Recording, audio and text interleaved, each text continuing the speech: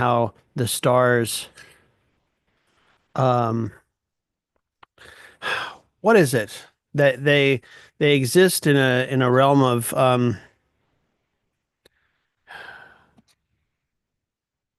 attraction, or is it repulsion? Propulsion. Yeah. It's in the edition at the very last paragraph. So yeah, we. I'm still trying to kind of picture in my head exactly. I mean, it's just the ones and the many again. I know, but my Yeah. Yeah. brain wants to Yeah. keep Yeah. What brain does it say here? physics interpretation of it, which is not the same thing. Yeah. Hegel maintains that stars do not maintain or manifest the unity of attraction and repulsion in its most explicit form. This is because stars do not exhibit, by virtue of their nature, a fully explicit attraction for one another, although each star contains within itself a center towards which matter gravitates and to which that matter is thus attracted. The host of stars is a formal world in which the one sided determination of repulsion holds sway. The stars are thus dispersed throughout the heavens as an abstract multiplicity of separate independent centers.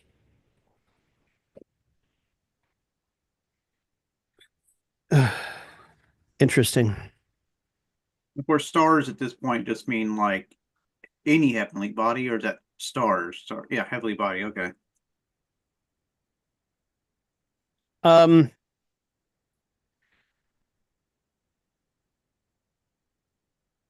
I know the terminology from that period it definitely doesn't necessarily compare to today's definitions. yeah. And he's not necessarily talking about what we find in the physical world so much as how they're, well, okay. I mean, it's just like a lot of things where he's using a term we use regularly to be a more abstract version of something. Like how we refer to multiple different natural satellites as a moon, even though our moon is the only real moon by name. Right. That's Well, fair. they're the stars are the primary central bodies, Yeah. which are made necessary by the nature of gravity itself. Mhm. It's interesting. He's talking about the balance of attraction and repulsion, right? At this point. Yeah.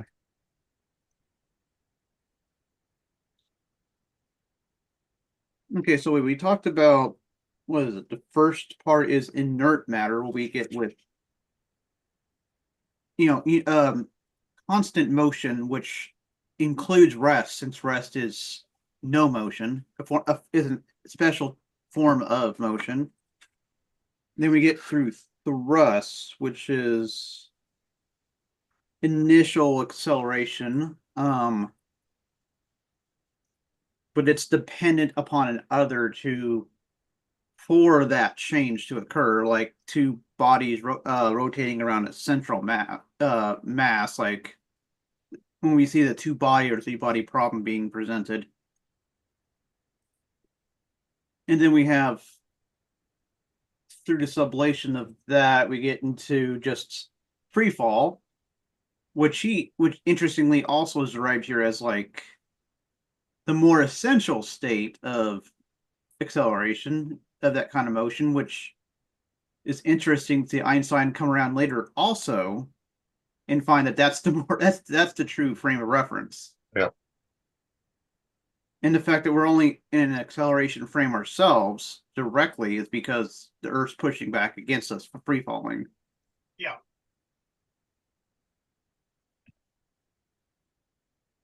And I think the thing that took me some time to kind of get and I had to probe the chat GPT because I was having some issues, like, well, how exactly then does he derive why time squared makes sense here? And I realized that this is kind of like how space only had to get to three dimensions to be self-referential. It takes time referring to itself to be fully explain itself as an intensive magnitude. So time with respect to time, so time squared in this case is where it becomes, in his view, a square self-referential self. Yeah, and it's just a constant. This is that's the vague kind of ground I got here that's not very well defined yet for me, but it's like that's where he's getting at because he already likes squares at the end of quantity. Yeah. And I mean we're really early on, so defining it um in terms of everything else, I mean we're not there yet. So I'll be right back. Just one moment. But yeah, like time referencing itself, of course, we had square earlier. That's the part I'm trying to kind of figure out. So Yeah, it's trying to really get, but yeah, it goes a bit paradoxical because on the one hand, he had a lot of insights that were ahead of the physics of his day. And physics didn't really catch up to him until like Einstein. Even though Einstein, as far as I know, was not influenced at all by Hegel, but he did have similar insights. right. But on the other hand, there's a lot of there's aspects of Hegel's reasoning that are not this don't seem to be very rigorous at all. Yeah, I mean, parts I think he just blames on the science of his time. I know, but I guess that's the connection I have is kind of like how three dimensions is a bare minimum for Yeah, defining space fully. yeah, I think that's Time referencing to itself or how time changes with respect to time is word self-reference. Yeah, but what does that mean more metaphysically than that? I don't think I even got that from Colgate's yet.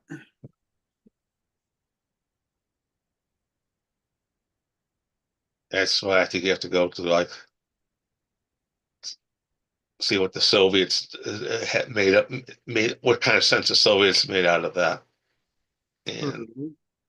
Soviet physicists and philosophers.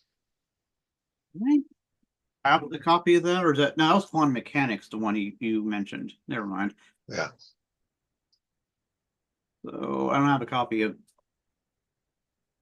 gravitation.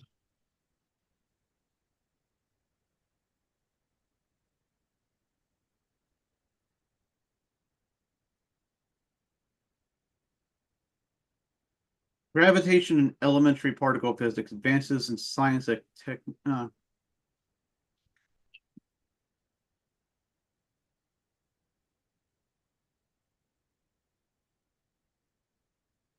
New gravitation theory is presented that, unlike Einstein's theory, satisfies a correspondence principle. What?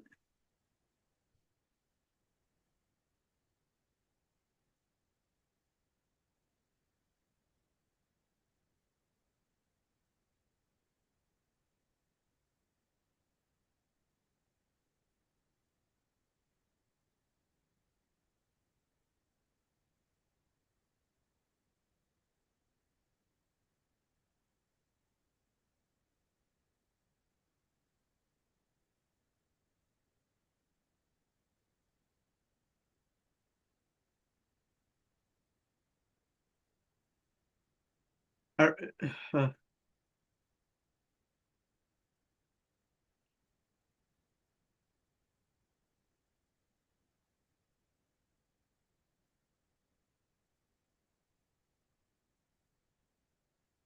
First thing is quantum mechanics anti-dialectical materialism? Because I read uh, Stalin's example. that was a big Ah, debating topic in the Soviet Union in the 20s and 30s. But the eventual position was it is consistent with, and you go to read Bohr, for instance. Bohr had a dialectical viewpoint. Just that his dialectics, his dialectics didn't come from Hegel. It came from people like Kierkegaard and from other Danish philosophers. mhm. But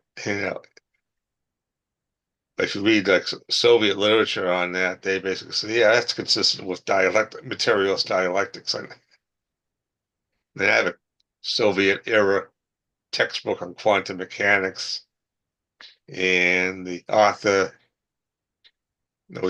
he provided like long quote passages quoted from Bohr's writings, and he goes to show this is all consistent with materialist dialectics.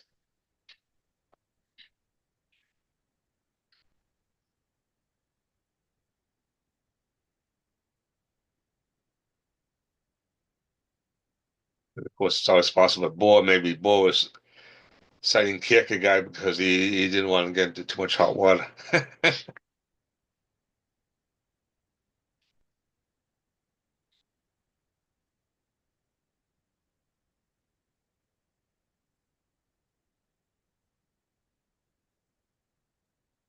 Hey, sorry. No worries. Just parenting duties. Who could have guessed? Yeah. Are you being flippant, Kyle? No, just a regular. No, Sorry, I'm having it up to here with the left today in general on a number of fronts, as you can imagine. oh god, And I won't stand for any smart talk. Okay. I'm kidding. Not with you, I promise. Um, just let's just put it this way. When I'm slowly coming to grips with the fact that when you have a coherent left, okay, in even incoherent left, when it um, collides with real world events, goodbye whatever you thought was your coherent or incoherent left before that. I mean, the events of Syria and now Ukraine have splintered whatever was left of the ISO into several different parts. Some of which left early, with the DSA, and some of which are only now starting to fracture under the pressure of events. Everybody's got a different take, is what I'm trying to say. yeah. And they're all acting like it's life or death. Um, you know, that we have to have the correct line today. I And I mean, and I and I think that kind of thinking, you know, is extremely premature, especially considering it hasn't even been a week since Trump threw Zelensky out of his office, right? yeah. But so I mean you can see what I mean, at least at that general altitude. The one thing that got me to kind of realize what's going on is this isn't a bourgeoisie partnering with the fascists to fight the working class. It's a fact fracturing within the bourgeoisie of reactionaries in between reactionaries and the not so reactionary bourgeoisie, which starts to make a lot more sense now. Yeah, it's inter or intra, or whichever of those words is correct. Yeah, It's inter bourgeoisie actionalism, and there's an argument that the side of the oppressed nation.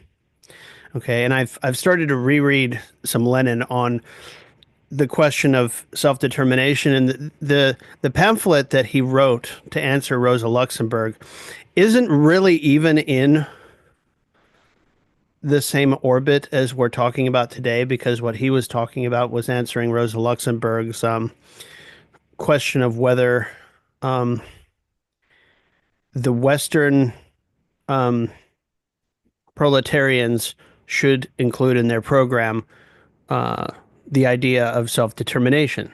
Some of those countries, including Austria, right, or Germany, which already had their bourgeois revolutions completed, right? Austria in 1867, just as an example. Comparing that with Russia, which had not yet, and you can see how the question of self-determination um, will be more to the forefront in one case, and in the other case be far behind, decades behind you, as already having been accomplished, right? So fast forward to now, and people are trying to say we as proletarians should support the embattled Ukraine through the idea of self-determination. I'm sitting here scratching my head thinking, so do they think of Ukraine as um, not completely post-feudal? You know, because they use that specific category to talk about it, right? And then they gesture towards Lenin, and I'm like, Okay, well, be careful because in the context that Lenin was talking about, you still had not so post-feudal states where it applied, right? And the question is Ukrainian bourgeois capitalist. It's kind of I, I would think that post um, Cold War, post the USSR falling, it's it's a completed question, right? You know, is Ukraine bourgeois? Is Zelensky bourgeois? I would say yes in both cases. Um, but the folks saying that Ukraine should be armed by NATO and that's fine as a Marxist position, I'm sitting here scratching my head and saying, okay, how do we get there? I not connect that just now. Now that you mentioned that, okay. I didn't Yeah. have the metaphysical conception yet. And that's the thing I like about Lenin is that when he talks about these things, you know, especially when they're complicated issues, as it was with the back and forth with Rosa Luxemburg, his first chapter is to go back to the conceptual definition and say, what do we mean by self-determination? What do we mean by um, um, uh, a nation that has completed or not completed its democratic bourgeois revolution, right? And what do these look like, right? Because Russia was in question for one, and so was Poland, you know, in Rosa's examples, and Germany, you know, and he sort of picks it apart from first principles rather than just dive straight into the concrete, you know, whatever. I Um, recall Rosa opposed self-determination for Poland, whereas I think Lenin supported it. I mean, that was something that had put Rosa at loggerheads with a lot of Polish socialists.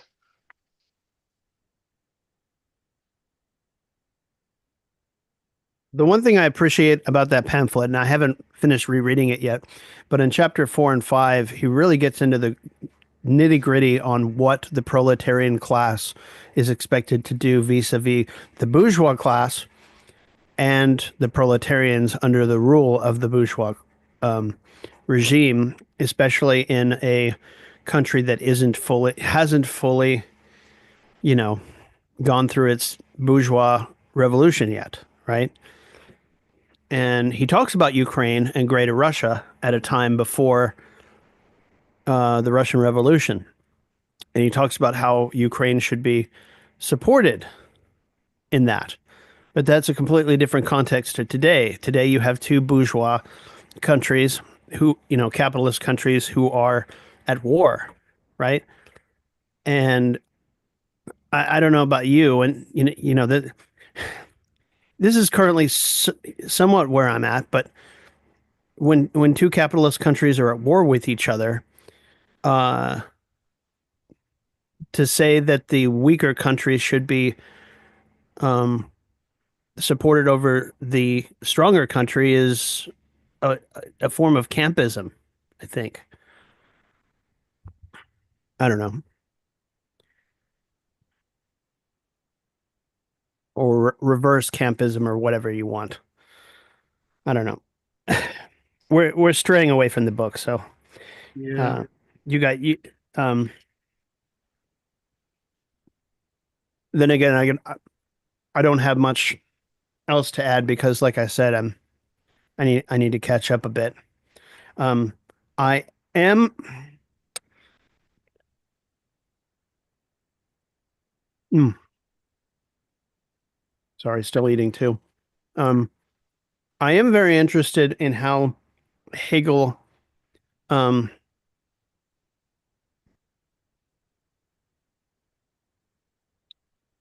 so this book is part of his system, and um, it's a complete system. It's self-contained. You go logic, nature, and spirit, but you have other works of his, you know, like the phenomenology in which um, subjects like consciousness are um, um, exposed to the method, Hegel's method, and the subject is logically. Anyway, I'm sort of interested in the question of how much you can look at nature and spirit, the books, as applications of Hegel's method and logic, or how much it's simply a continuation of what was already started. And I think it's the latter, because I think he says in the introduction that that's exactly what he's doing. It continues. We logically went from the absolute idea externalizing itself, and now you have this. It wasn't a transition so much as the absolute idea as being, as external being what it is. And, you know, um, so I don't know. It's That's That's a very specific question, and I think there may be like five people on the face of the planet Earth who could actually give me a, true. a decent answer. Maybe not even five, maybe like one or Yeah. two, I mean, right? see, worth maybe me taking some time just to write out and see what I want to think, but that Yeah. not right now. No, you're fine. Yeah, but it's, I hope you feel better, man. yeah, keep getting sick. It's ridiculous. Blood sugar's around 203 right now. Yeah. I got a ketone tester if I really need to, but I'm sure I'm fine. But one of the things I think that really got me, and it makes sense. So, and Holgate points out, he talks about the problem with the mathematical representation is that's purely quantitative, that it strips out the qualitative. And I think that's the part that I got out of actually ChatGPT called out for me is the quality of the quantity of space and time, because we know time and space is quantitative.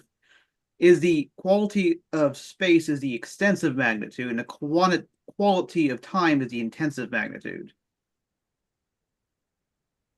Yeah. And that's why they are different.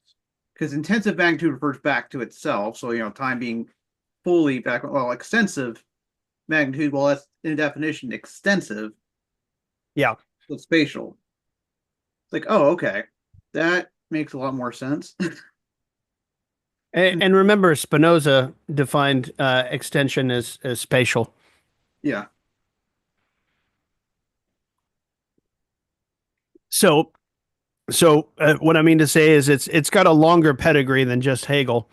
Right. Um, Then he, um, which is very cool because you go back far enough and it's solidified in the history of philosophy as a one of those first principles that keeps cropping up over and over.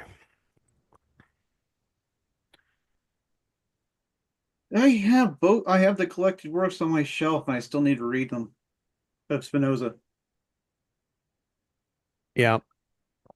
Yeah, like I said, Nadler is a good entry point. I have the copy that Derek gave me for my birthday of Nadler. Nice. Um, like I said, there are three big Nadler books, of course, the Spinoza bio, which I haven't finished yet, the Think Least of Death book, which is I think the most recent, That's mine. and a book Forged in Hell, which is the book on the TTP, which is fabulous, just Oh, I need. so Okay. cool. Yeah, Yeah, I think that got the biography, not the biography. yeah. And I think there's another Nadler book that's a guide to the ethics itself.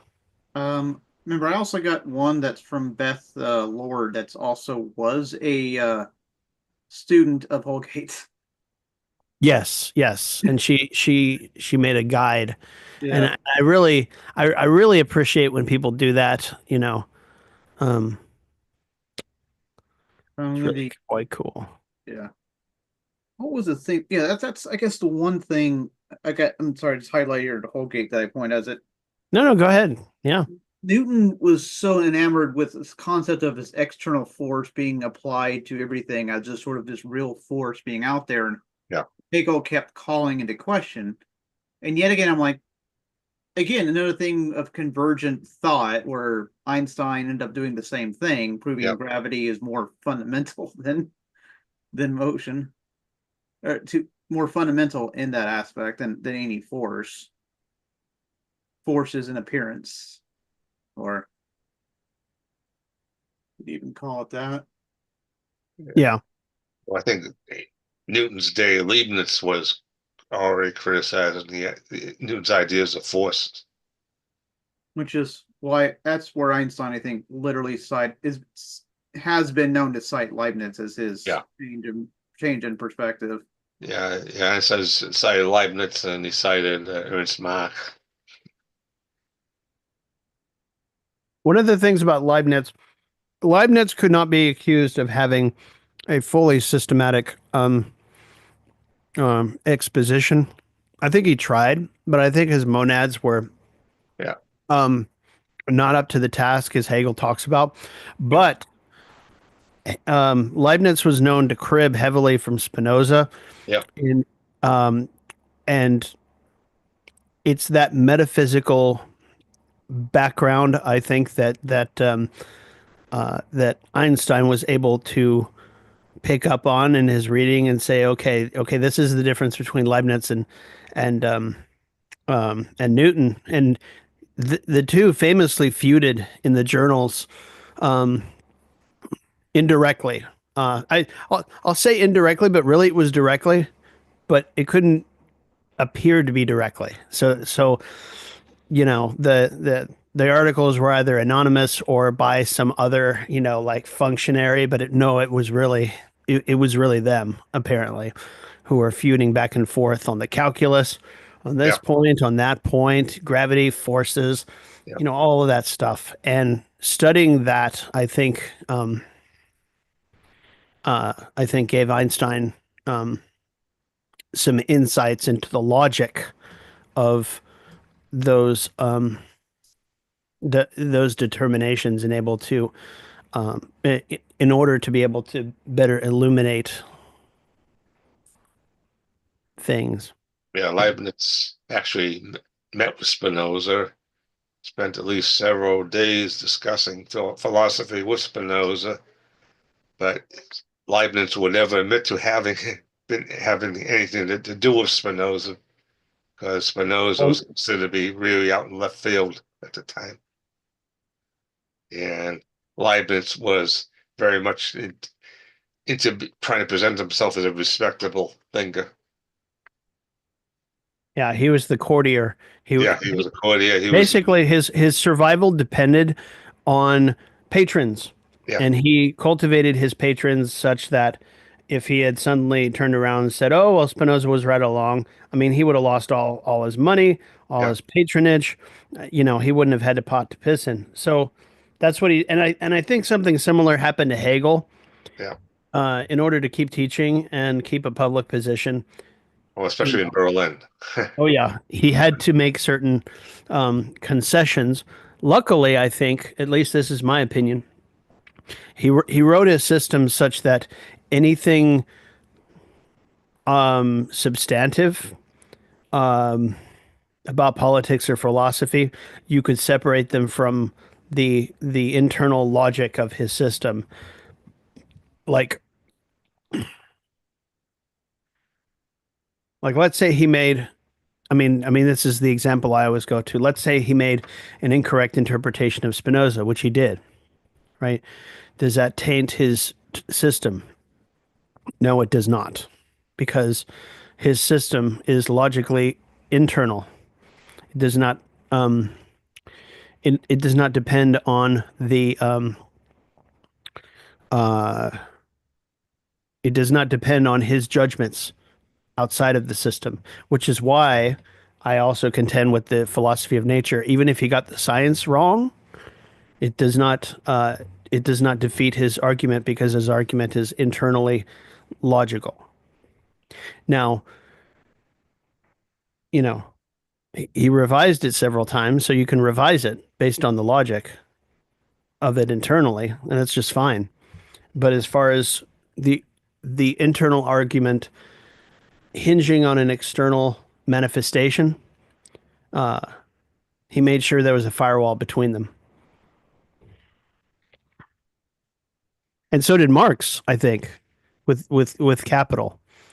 Um, or at least he tried to as best he could. He never finished it, but I think he finished volume one um, pretty satisfactorily.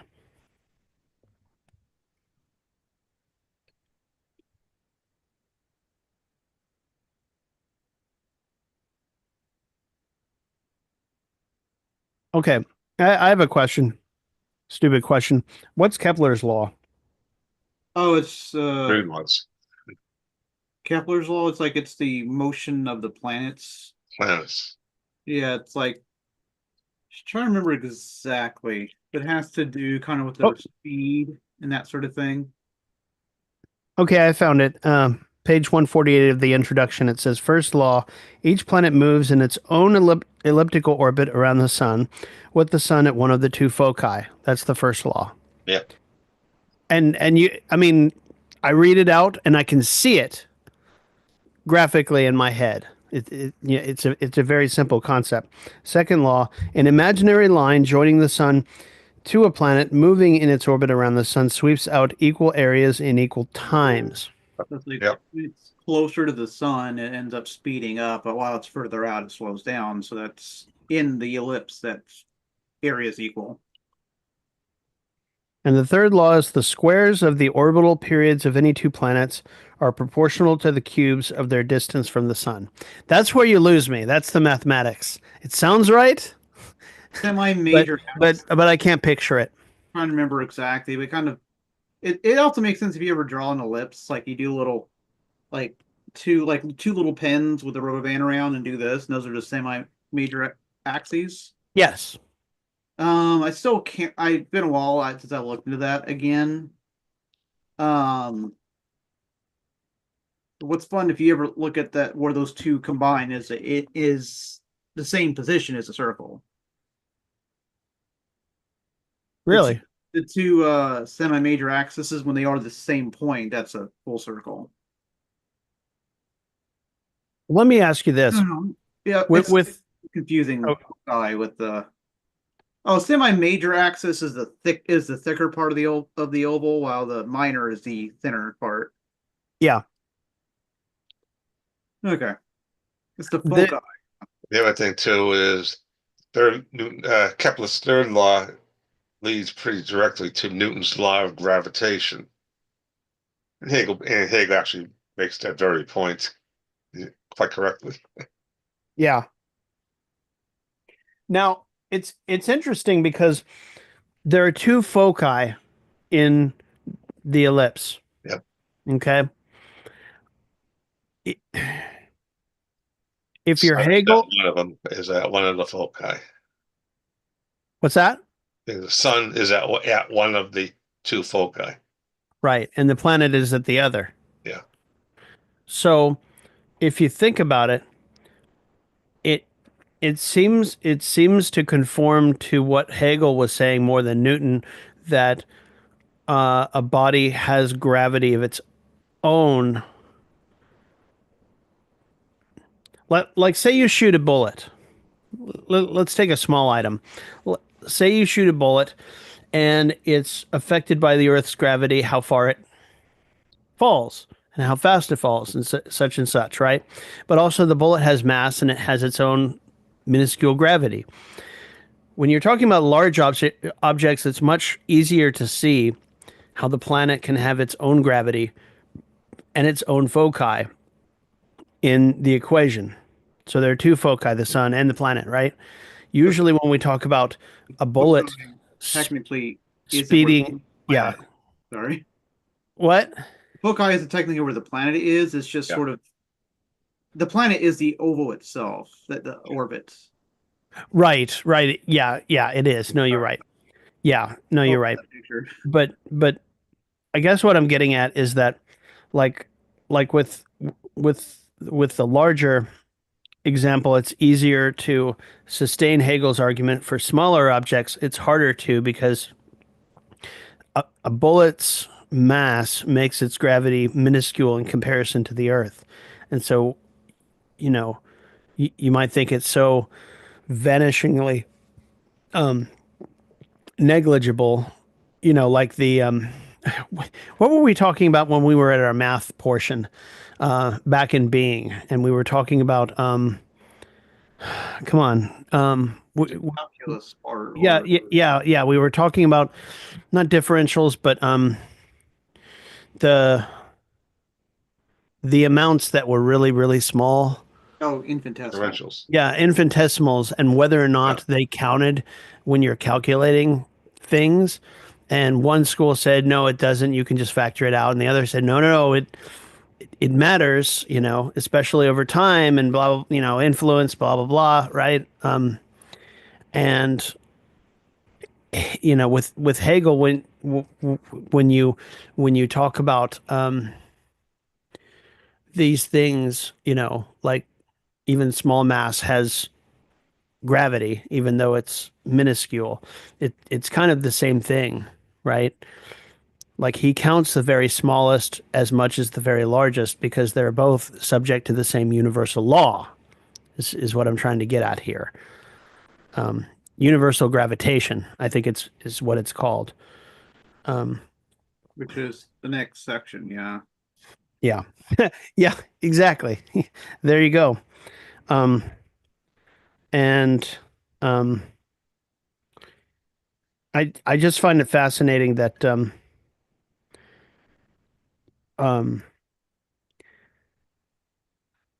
in the history of all of this, um, the best way to proceed is not to rule out something as inessential, because the going back to the logic, the inessential turns out to have been essential, I guess you could say. Oh, Does so that make any sense, or did I just pull that out of my ass? oh, that's like the beginning of that's from the beginning of its essence, isn't it? Yeah, yeah, it is. Because the essential is also defined by what is unessential. Yeah. What is essential itself. Hmm. Yeah. All of the parallel lines between um quantity, essentiality, um as well as what we're going through here in the nature, it really drives home that you know this isn't just these aren't just figments of our imagination, but ways of fully explaining how things work and what things are.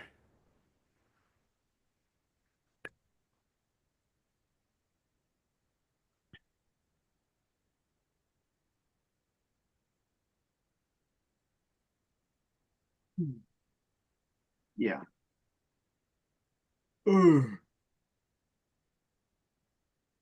And it was kind of it's been interesting going through this is because I'm going through everything I was taught as a kid, but went through the mathematical empirical definition. I'm coming back around like, oh, all those weird ambiguities I always had that didn't seem to make sense to me are getting explained here.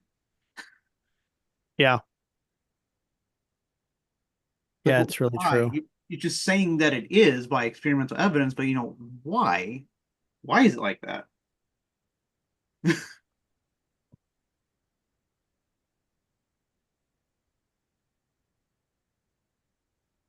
Mm. You want to? I do this. I do have a meeting at the top of the hour, but we got time still. So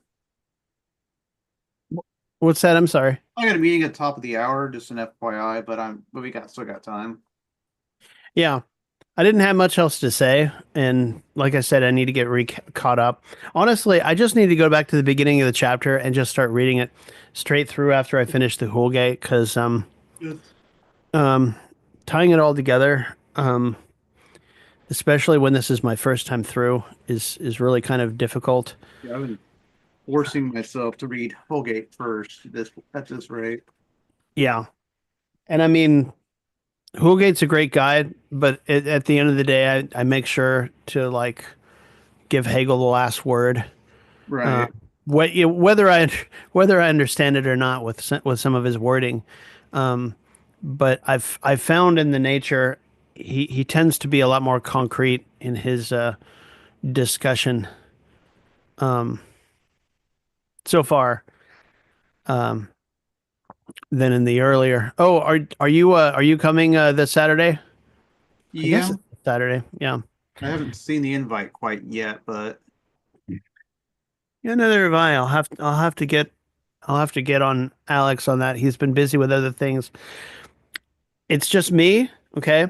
And I know you're not in these meetings, but I think Alex is spending a little too much time batting it back and forth with the with David North. Um, I I think it's a colossal waste of time. I realize how important Herr Vogt was for Marx, but I don't think we're quite at the level where David North is Herr Vogt, and we need to put aside all of whatever we're doing activism wise to because David North is not going to stop doing what he's doing. I don't know if you know who that is, Jim. You probably do. But yeah, the only thing that's going to take out David North is time and hopefully not much time left. But um, wow, this is over the YouTube channel. Sorry, David North. Shit. No, my only thing is I don't know. Betting it back and forth with WSWS, you know, I'm skeptical. Let me put it that way.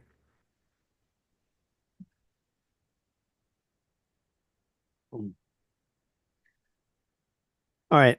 Um, why don't we leave it there? Is that cool, guys? yeah. Yeah. Okay. Um, should we assign more reading or I mean, I'm good to move forward, so it's depending on you too. Yeah. yeah. Okay. Shit, where are we?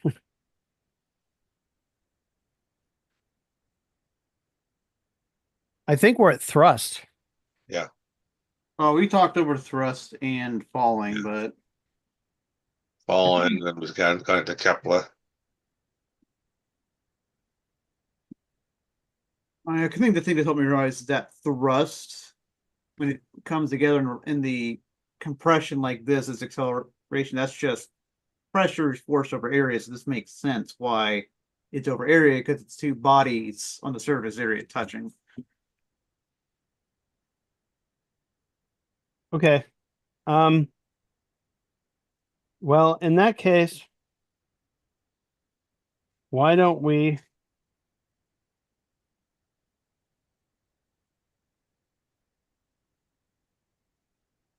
um do you want to read all the way through to the end of Kepler's laws? I mean, there's a lot there. Can we read up to page 83 or is that too much? How about we aim for page 83 and see how far we get next time? We're probably not going to get all the way there. Um, but at least we can start to have the discussion. That sound good? Yeah. All right, great. All right, you guys have a great week. Feel better, Kyle, Thanks. and and we'll see you next week. Yeah. Yeah. All right.